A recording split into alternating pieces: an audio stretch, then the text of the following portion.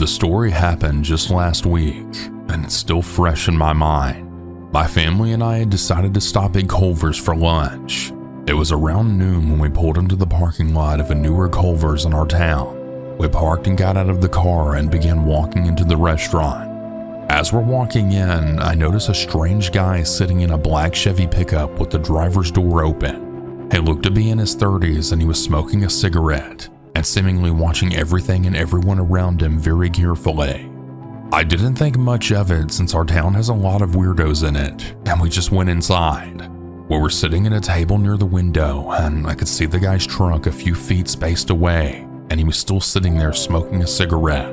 I thought it was weird he wasn't getting any food or anything, but I figured maybe he was waiting for a DoorDash order or something. It took a while to get our food, but eventually we got it.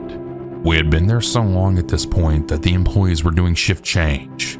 All of a sudden, I hear 3 loud pops and look out the window to see a female employee drop to the ground, blood getting all over the concrete, and the man closing the door on his truck and peeling out of the parking lot.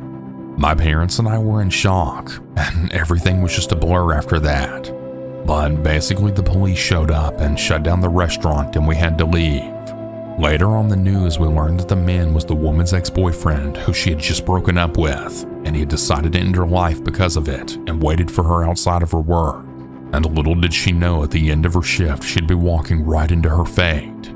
The man was arrested and charged with murder, public endangerment, and discharging a firearm in a public space, and he was given 190 years in prison. The image of that woman laying in a pool of blood is still burned into my mind forever, and I'm never going back to that Culver's again.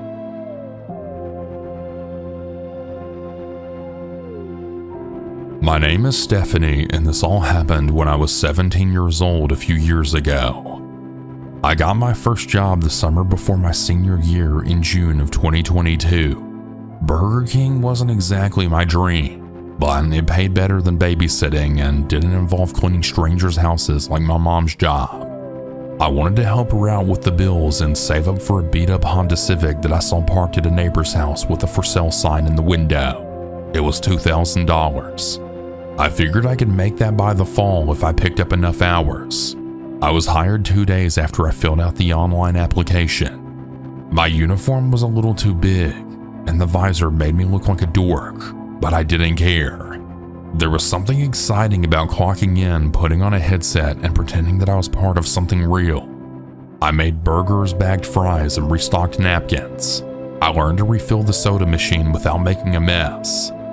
I liked the buzz of the drive-thru during dinner rush, and the way that my manager Tanya called me kiddo when I got things right. For a little while, things felt normal. Then he started coming in. The first time I noticed him was on a Tuesday night. I remember because my feet were killing me, and I was counting down the minutes until close. He came in just after the dinner rush around 6:45 p.m. He looked out of place, older than most of our customers, maybe late 40s, with graying hair and skin that looked like it hadn't seen a moisturizer in a decade. His eyes didn't move the way most people's did. They stayed fixed on me for way too long. He walked up to my register, ordered a Whopper with cheese and a medium fry. When I asked if he wanted a drink, he didn't answer me right away. Instead, he smiled in this way that made my stomach just twist. "You're new here," he said. "Yep, it's my first month." "You've got a nice face," he said. "I bet you hear that a lot." I didn't know what to say. I just handed him his receipt and told him that his food would be right out. He sat down at the table closest to the counter, eating slowly, watching me between bites. I told Tanya all about it after my shift. "Oh, he's just lonely," she said with a sigh. "We get a lot of regulars like that. Don't let it bother you." I wanted to believe her, but then he came in again the very next night, and the night after that too, every single night. Always during my shift, always my line. He never changed his order. A Whopper with cheese, medium fry, and no drink. But he'd started adding little comments every time. "Love that braid you're wearing tonight. You look tired, sweetheart. Long day? I could take you somewhere nice if you ever wanted a break from this place." It wasn't just the words. It was the way he looked at me. like he was measuring something. I tried to keep it professional, short responses, eyes on the register, but it started to get harder to smile. Even when I wasn't working the counter, I'd feel a stare from across the dining room. I started dreading my shifts. One of my coworkers, Eli, noticed something was off too. "You good?" he asked me one night while restocking the sauce packets. "That guy gives me bad vibes." I nodded. "He's been here every night, always talking to me." "Well, did you tell Tanya?" Eli asked. "She thinks he's harmless." Eli frowned. "I don't like it." Neither did I, but I didn't want to make drama over a creepy customer. I mean, what if I really was just overreacting? Then came the night everything changed. It was a Thursday night just after 11 p.m. Tanya was finishing the register count, and I was taking out the trash before clocking out. I remember checking my phone. 11:22 p.m., and I had texted my mom that I'd be home soon. I walked out the back door into the alley behind the building, headed toward the parking lot. It was quiet. Too quiet. That's when I saw him. He was leaning against the wall near the edge of the dumpster, half in shadow, smoking a cigarette. "Hey there," he said. I froze. I hadn't seen him in the restaurant that night. "I thought you'd come out sooner," he added. "I waited here for a while." My heart dropped into my stomach. "What do you want?" He took a step forward, flicking the cigarette away. "I just wanted to talk. You're always so busy inside." I tried to move past him, but he had stepped in front of me. "Look, I like you, okay? I think we'd get along. You seem smart, kind. I could take you out sometime. Maybe show you something better than this greasy place." "No," I said, my voice trembling. "You need to leave." "I'm not trying to scare you," he said quickly. "Tanya!" I screamed. The back door slammed open. Tanya appeared in her work polo, eyes scanning the alley. "Steph? What's going on out here?" The man's eyes went wide. He bolted, running into the darkness behind the building before Tanya could catch more than a glimpse of his outline. I couldn't stop shaking. Tanya walked me to my car and stayed with me until I calmed down enough to drive. We called the police, filed a report, even showed them security footage, but nothing ever came of it. He never came back after that though. I think he got scared. But sometimes when I'm alone in a parking lot or walking home after dark, I wonder if he just found someone else, someone who didn't scream in time. If you take anything from my story, let it be this. Whether you're working fast food, retail, or anywhere that puts you in contact with strangers, trust your instincts. Creeps don't always look like villains. They don't always break laws. Sometimes they wait, they watch, they wear you down until they think they can cross the line. It doesn't matter if they're a customer. It doesn't matter if no one else believes you. You don't owe anyone your silence, your smile, or your time. Speak up, make noise, ask for help, because the truth is danger doesn't always kick the door down. Sometimes it walks in, orders a burger, and stares at you from across the counter, and you have every right to walk away, every right to be safe, and every right to say no.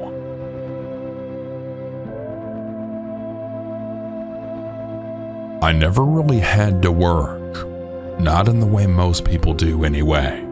I come from a pretty well-off family, the kind where birthdays meant weekend trips instead of presents. And if I ever needed money for books or clothes or rent, my parents would just Venmo it over before I even finished asking. And I don't say that to brag.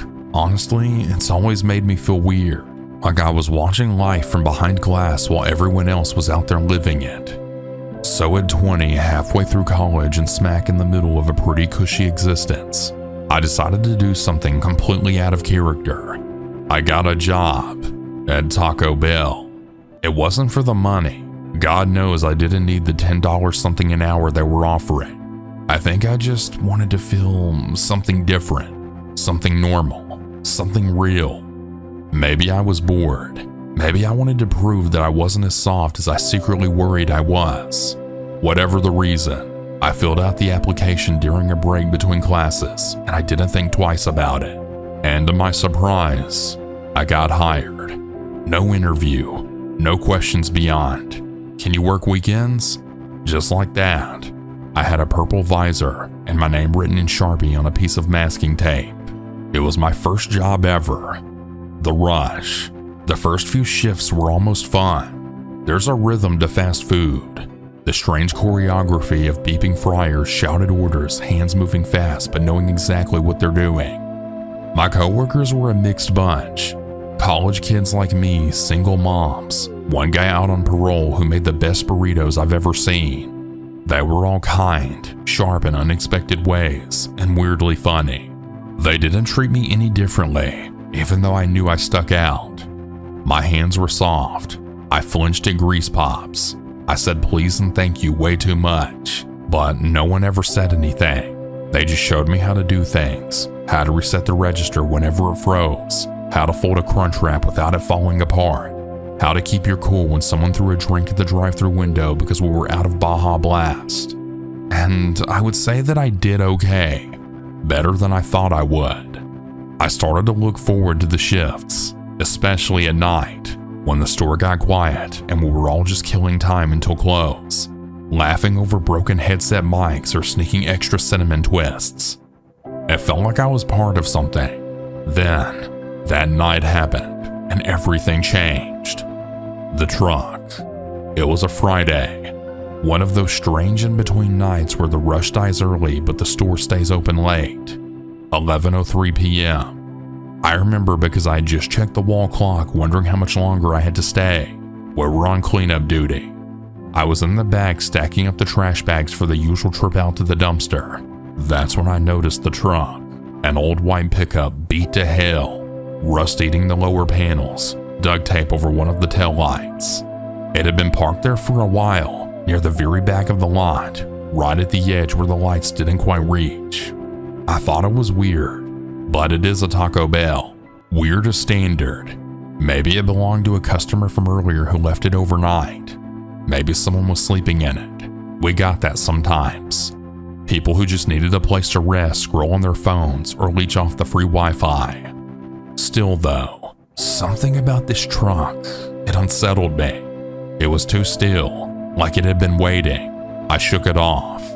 I tied up the bags, grabbed two, one in each hand, pushed open the back door into the night. Outside it was quiet. No stars, just low clouds smothering the sky. The parking lot lights buzzed overhead, flickering slightly. The wind carried the faint smell of fries, bleach, and wet asphalt. The truck sat maybe 20 feet away, half in shadow. I didn't look at it. Well, not really. I kept my eyes forward, focused on the dumpster. Then I opened the lid. The finger.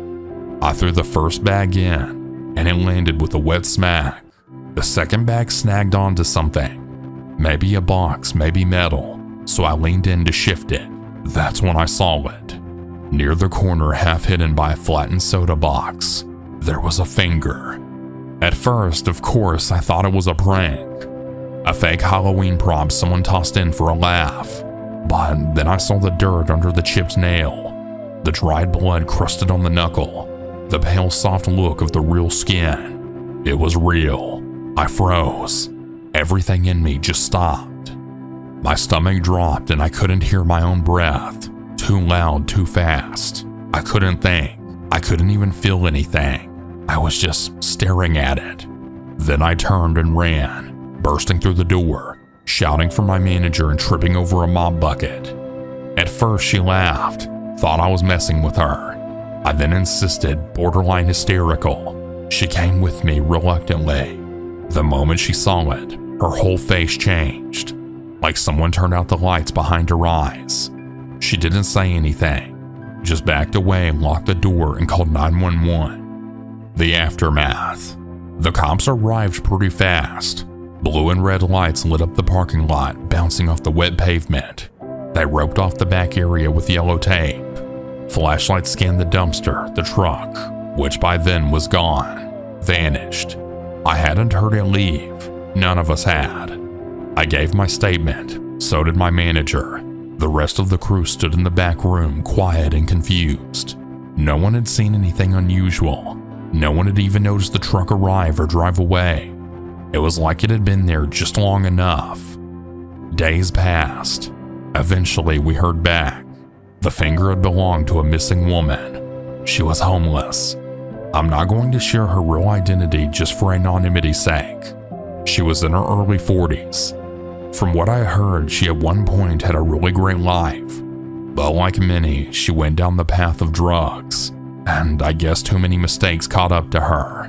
The rest of her was found dumped in a lake 40 miles north. No arrests, no suspects, nothing else. But I couldn't stop thinking about it. The wait. I kept working there for a few more months, pretended everything was fine, smiled through orders, cracked jokes, stayed late when someone needed help. But I felt different. Like a thin crack had formed somewhere deep inside of me, and no one else could see it. Every time I took out the trash, I felt like someone was watching, like the shadows were holding their breath. I started dreaming about it. Not the finger exactly, but the dumpster. Always the dumpster. In the dreams, it was way deeper than it should be. Endless. Something waiting at the bottom, breathing. Eventually, I quit. Told everyone I needed to focus on school. Exams were coming up, but that really wasn't the truth. The truth is, I just couldn't stop thinking about that woman, about how close I'd come to something that I didn't understand, something I still don't. I wonder if I'd looked earlier, if I'd said something about the truck sooner, if anything would have changed. I'll never know. Here's what I learned. People say the world is small, that we're all connected, but I think what they mean is, danger doesn't feel distant when it's real. It can be as close as a dumpster behind your work, as near as the shadows beyond a parking lot light. I never expected to find anything out there. Certainly not a piece of someone's life or their death.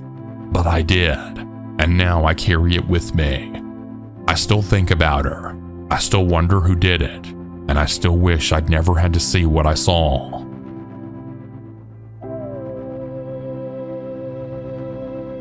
I love a good Pizza Hut personal pan pizza, especially when it's piping hot straight out of the oven and the cheese is still trying to escape you when you take that first bite. Greasy, slightly too salty, and somehow exactly what my body craves at 9:30 in the morning. I know it's not technically breakfast, but it's my comfort food whenever I'm running late, undercaffeinated, and annoyed at life. I love them so much that when the drive-thru is packed and the line is winding around the building like it's Black Friday, I'll park and go inside, like a peasant. Like a noble, pizza-hungry peasant who has better things to do than sit in a line of idling cars for 20 minutes. Yesterday was one of those days. Already behind schedule for work, hungry, and trying not to let my mood spiral. I pull into the lot and notice the line of cars in the drive-thru, sigh audibly to no one, and decide to be brave and go inside. As I'm walking toward the door, this girl is just standing there, right in front of it, blocking it with her whole body. She's facing me, but still kind of pushing the door open like she's going to hold it for me from the inside. Except she doesn't move. She just stands there with this weird vacant look on her face like she's buffering. I do that awkward shuffle thing, squeeze through the sliver of space she's left me and say, "Thanks." No response. She just closes the door behind me and then walks over to one of the tables and sits down. Didn't even order anything. Didn't even look around. Just sat. Whatever. I figured she was just waiting for someone, or maybe just charging her phone. It was too early and I was too hungry to care. I placed my order, grabbed a cup for my drink, and stood around trying to look patient while my stomach made sad, hollow sounds. Eventually, I get my pizza. Thank you, melted cheese gods, and I head back outside. I'm already running 10 minutes late, so I walk fast. I may be 10 feet from my car when I hear someone yelling behind me, "Ma'am, ma'am!" I keep walking. I'm not in the mood. People yell random stuff all the time. For all I know, someone's trying to sell me magazine subscriptions or convince me to sign up for a gym. But then I catch movement out of the corner of my eye. Someone running, fast, and toward me. I turn my head and it's the same girl from before. She's got a suitcase now, and a big one at that. Roller wheels, extendable handles, sleek and expensive looking. She's also wearing a really nice coat and a travel backpack that probably costs more than my monthly car insurance. So, not exactly someone down on her luck. She's yelling, "Ignoring me is rude, ma'am. I know you can hear me." Okay, I'm officially unsettled at this point. I reach my car and get the driver's door open. I'm grateful now that I parked in that weird end spot with the concrete and decorative rocks to the left of me.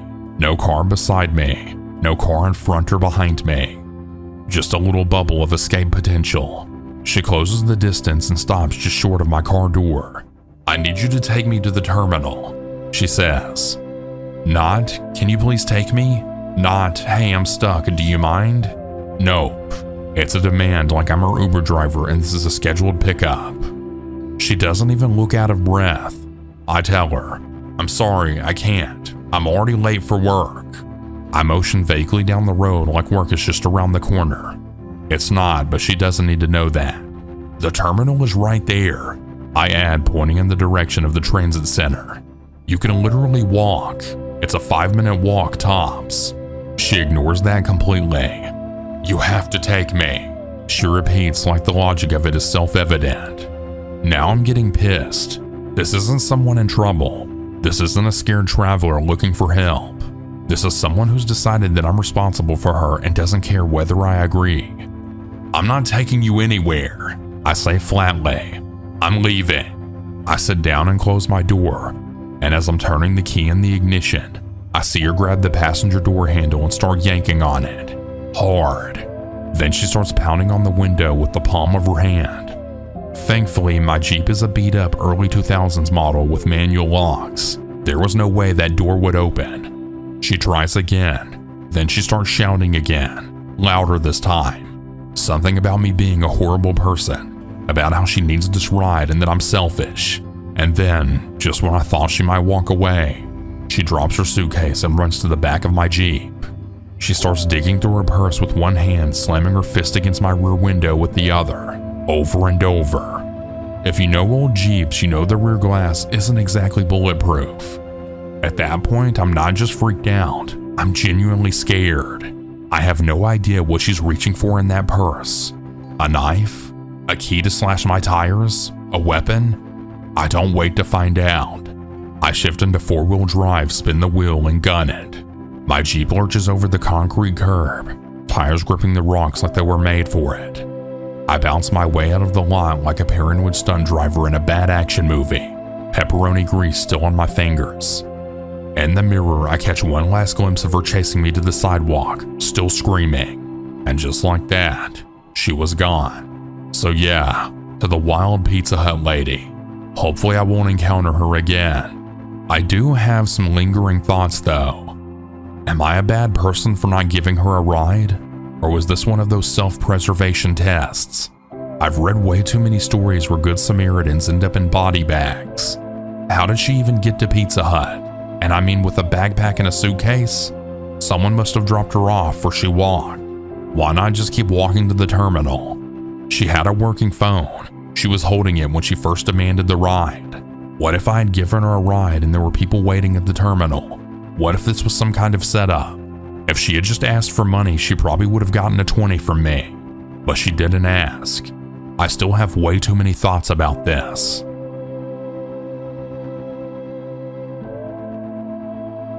I got my first job the summer I turned 16. It wasn't glamorous. In fact, it was the opposite of that. I worked at McDonald's. My parents were thrilled. My dad said it would build character, and my mom said it would look good on college applications. Even though I was pretty sure Ivy League schools didn't really care how many McChickens I handed out to customers. But honestly, I was kind of excited. I wanted to make my own money. I wanted to feel like I was doing something with my time instead of melting into my Xbox every night. And for the first few weeks, it was fine. Easy even. Take orders, smile, keep the line moving. Clean the lobby, stock sauces, deal with weird customers. It wasn't fun, but it wasn't bad either. Not until the night when everything really changed for me. It was a Thursday in late July. Hot, humid, dead quiet except for the hum of the ice cream machine pretending to work. It was around 9:45 p.m., about 15 minutes until closing, and I was finishing up lobby duty wiping down tables no one had sat in for hours. The place was practically empty. Just me, the manager Rita, who was barely older than me but somehow already jaded by life, and a guy named Marcus in the back prepping stuff for the morning crew. That's when he came in. The door swung open with that little ding, and I looked up expecting some last-minute customer rushing to beat the clock. Instead, it was a man, homeless probably. He appeared to be mid-50s, and he was wearing 3 layers of dirty clothes even though it was boiling outside. His beard looked like it hadn't been trimmed in a year, and his eyes, they were wild, unfocused, like he was seeing something else entirely. He shuffled in slowly, looking around like he wasn't sure where he was. Then he locked eyes with me. He then walked straight up to the counter. I put on my best employee smile. "Hi, welcome to McDonald's. What can I get for you tonight?" He didn't answer. He just pulled a crumpled piece of paper out of his coat pocket and slid it across the counter. I looked at it. The handwriting was barely legible, but I could make it out. 2 Big Macs, 1 large fry, 2 apple pies, 1 Oreo McFlurry, and a large Coke. I looked back up at him. Okay, that'll be—" "I'm not paying," he interrupted, voice low and gravely. "You're going to make that for me. All of it." I blinked, trying to keep my tone polite. "Sir, I can't give out free food. Company policy, you know?" He just stared at me for a second. Then slowly, almost casually, he reached into his coat. Then he pulled out a knife. Not huge, just one of those folding pocket ones. But the way he held it had made my blood turn cold. He didn't raise it, didn't wave it around. He just showed it, like it was part of the conversation. "You make the order, or bad things will happen tonight." That's all he said. Bad things. Not loud, not crazy. Just calm, like he was telling me the weather. I couldn't move. I couldn't breathe. My hands were shaking so badly I nearly dropped the receipt paper. Rita had gone in the back to count drawers. I was alone out front. Just me and this guy and the knife. I nodded. "Okay, I'll get started." I turned and walked into the kitchen like I'd done 100 times before, except now my heart was pounding so hard it felt like my ribs might crack. I caught Marcus's eye and tried to mouth something. Help, knife, danger, something. But he was wearing earbuds and just gave me a thumbs up. I made the order, every piece of it. Big Macs, fries, pies, even the McFlurry, which I knew was going to piss off Rita because technically the machine was in cleaning mode. But I didn't care. I just wanted him gone. When I handed it over, he took it silently, just nodded once, stuffed the food into a torn grocery bag, and walked out without another word. No scene, no running, just gone. I stood there for a full minute after he left, still gripping the edge of the counter like I might fall over. Rita came out a second later and looked around. "You all right? You look like you saw a ghost." I didn't answer, because it wasn't a ghost. It was real, very real. It happened and I couldn't unsee that knife. I couldn't unhear those words. "Bad things will happen." I stayed until closing, but I didn't sleep at all that night. The next morning I texted Rita that I was quitting. Didn't even give a reason. She just replied with, "K." And that was it. And I never went back. Not to work, not to visit, not even to grab fries. I drive past that McDonald's sometimes. It's still there. Same golden arches, same drive-thru menu, same smell of fryer grease that somehow leaks through your car windows. But I never go in. Because every time I think about it, I remember how close that knife was, how calm he sounded, how small I felt. Like the world wasn't safe, not even in a place with Happy Meals and birthday balloons. I know people deal with worse. I know it could have ended way differently. That was the night I realized the world isn't always about smiling customers and drive-through timers. Sometimes it's about survival.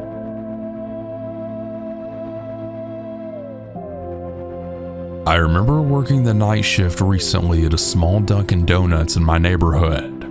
I was covering for my friend Sophie, who had called in sick last minute.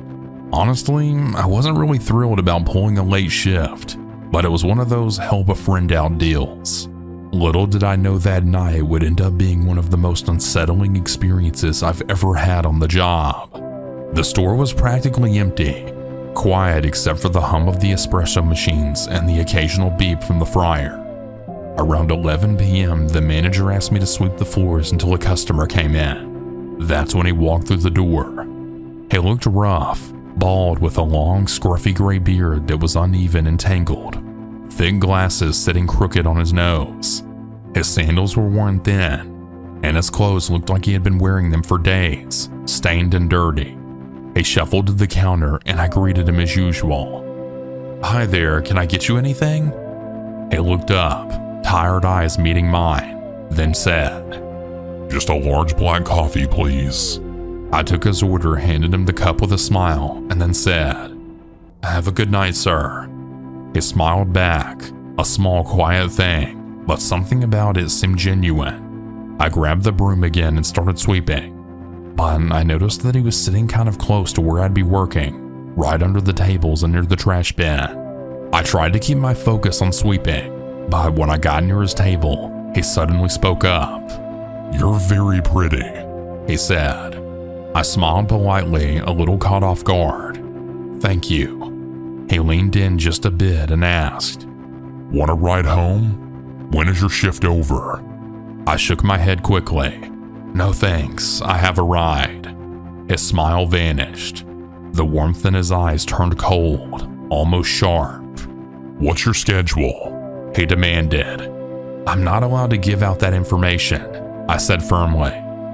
He grumbled something, grabbed his coffee, and went back outside without another word. I shook off the encounter, chalking it up to one of those weird moments you try not to think about too much. The next night, Sophie was back at work with me, and our friend John was working the drive-thru. I told Sophie about the man from the night before, and she gave me this worried look, like she was trying to figure out if I was joking or not. Then John came over and asked if everything was okay. I repeated the story. His face went pale. "That guy actually called the store earlier," he said quietly. "He asked about you." My blood ran cold. I hadn't even thought about the fact that he might know who I was. Just then, I saw him walk back inside the Dunkin'. Sophie went ghost white, and John looked like he had seen a ghost too. I forced myself to greet him again. "Hello, can I get you anything tonight?" He shook his head and then said with a crooked grin, "No, but can I take you home?"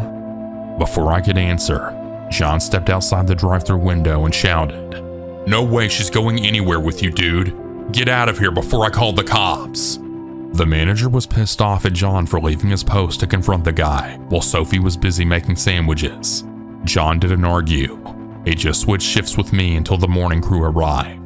Later on, the manager asked me to take out the trash to the dumpster. My heart was pounding just thinking about going outside alone. "Okay," I said, trying to keep my voice steady. John was furious the manager expected me to do that, so he grabbed the trash bag himself and went outside instead. When he came back, he had pulled me aside and whispered, "That guy was waiting for you in his truck. There were 5 other big guys with him." I felt my stomach twist into knots. I told the manager what John said, hoping she'd do something, but she just waved it off. "He's harmless," she said. "Stop worrying and get back to work." I didn't feel safe.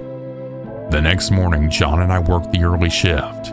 Our coworker Maya came up to me looking serious. "That guy came back last night," she said quietly. "Said he'd be waiting for you when you got here." I was sick to my stomach.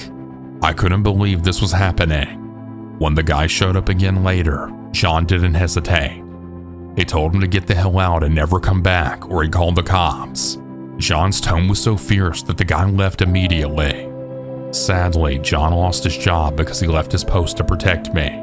The manager fired him, probably because he was making her job even harder. I actually cried when John got fired.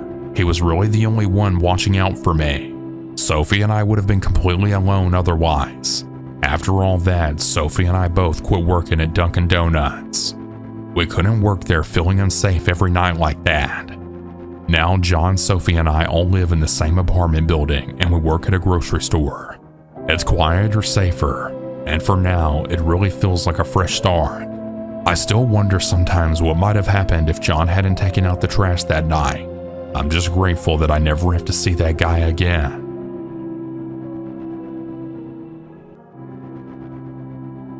This is actually my second post here, and it's the second time that I've had a creepy experience that felt like stalking. I'm going to try and keep it organized, but some backstory is necessary to understand what happened. Bear with me, it's a bit long.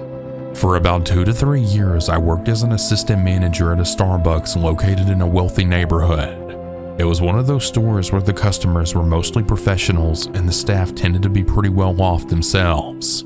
A lot of my coworkers treated it like a fun part-time gig while they finished college or waited for their real careers to start. I had some genuinely great memories there, and honestly, a lot funny and wild stories too. The job had its ups and downs, but things got particularly stressful when our store manager left unexpectedly. She took a position at a boutique coffee shop across town, and suddenly I was the highest ranking person left at the store. That meant I was running the place until corporate found a replacement. The next 3 months were rough. We were so understaffed it was borderline chaos.